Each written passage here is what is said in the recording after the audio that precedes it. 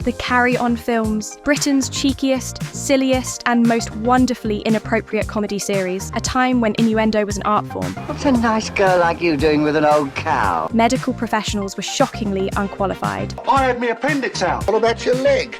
Oh no, that happened when I fell off the operating table. And camping was way more than just a weekend in a tent. But have you ever wondered where it all started and where it all ended for the legendary stars of Carry On? Well, wonder no more. In this special series, we're diving into the first and last appearances of your favourite Carry On legends. In part 1, we're looking at 10 iconic actors, from their humble beginnings to their grand or not so grand finales, from fresh-faced newcomers to seasoned comedy veterans, some aged like a fine wine, others like, well, a very strong cheddar. So grab your cuppa, prepare for a trip down innuendo lane, and let's carry on.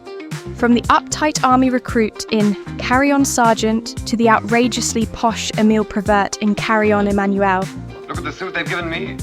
Look at this, plumped on my head without even the pretense of fitting. Kenneth Williams always delivered his lines with that unmistakable nasal whine. I'll go around without any clothes on. We don't be much healthier. We don't be in bed with the flu.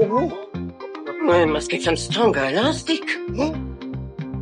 The bespectacled, giggly schoolboy in a grown man's body, Charles Hawtrey brought camp chaos to Carry On. Next is the flamingo go to sleep on. Slow. Quick, sir. Silence. Random fact, his character in Carry On Abroad was always drunk because Hawtrey was, well, always drunk. Oh, hello! Joan Sims could do it all. Matrons, nagging wives, giggly girls, and battle-axe mothers-in-law. Random fact, she was the longest-serving Carry On actress. Well? There's a big annoying lump in my bed. There is. There is. It's not nice to peek through keyholes. Sorry? Appearing in 24 films, often playing Sid James's love interest. At 6 feet 7 inches, Bernard Bresslaw towered over his co-stars. Big cheap. Playing dim-witted but lovable oafs. We here. You take big risk. Rumpo say he kill you if he see you again. Best known for his catchphrase, I only asked, he often appeared in Shakespeare open-air theatre. There are some very odd people on this site. Jack Douglas was the king of the twitchy, nervous wreck routine. Wait! Often playing accident-prone characters. Could you get me the Guinness Book of Records, please? Who looked like they were permanently startled. He was best known for his catchphrase. Oh, I can't read or write. Well, 1, 2, 3, 8. The Carry On heartthrob. Yes, they had one. Are you a taxi? Jim Dale was always the dashing young hero. No. This is a taxi. I'm a driver. He's a learner, and you're a twit. To feel the sun and breeze on your face. And at the end of the voyage, a chance to share in the... Oh, I know. Welfare officer. Before she became the definitive Miss Marple, Joan Hixon popped up in a handful of Carry On films. Are you training for nursing or demolition? Must get through my rounds, sir. But I'm afraid everything will be quite ready. Here, let me give you a hand, Miss Tubes. Oh, thank you, William. Thank you, William. Are you all right now? Oh, yes, thank you.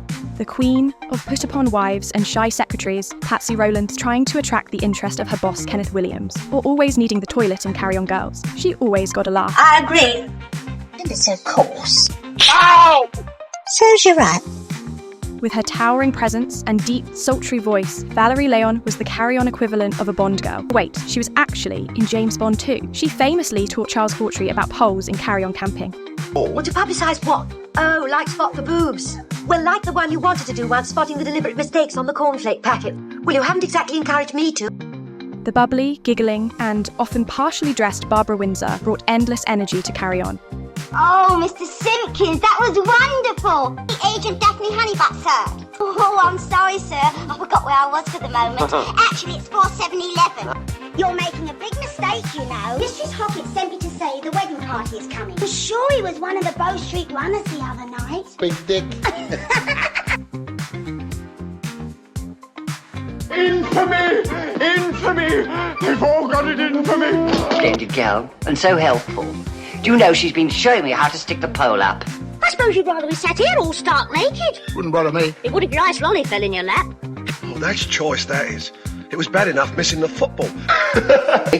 Well, you won't know all this is, but... Oh, no! You'll be permitted to see Jenny once a week in company of myself, of course. He's always behaved like the perfect gent with me. Except when we, well, you know. Woman's work? Farming? Hunting? Looking after the men? Good morning, Dr. Soper. Are we all loaded? And Ling!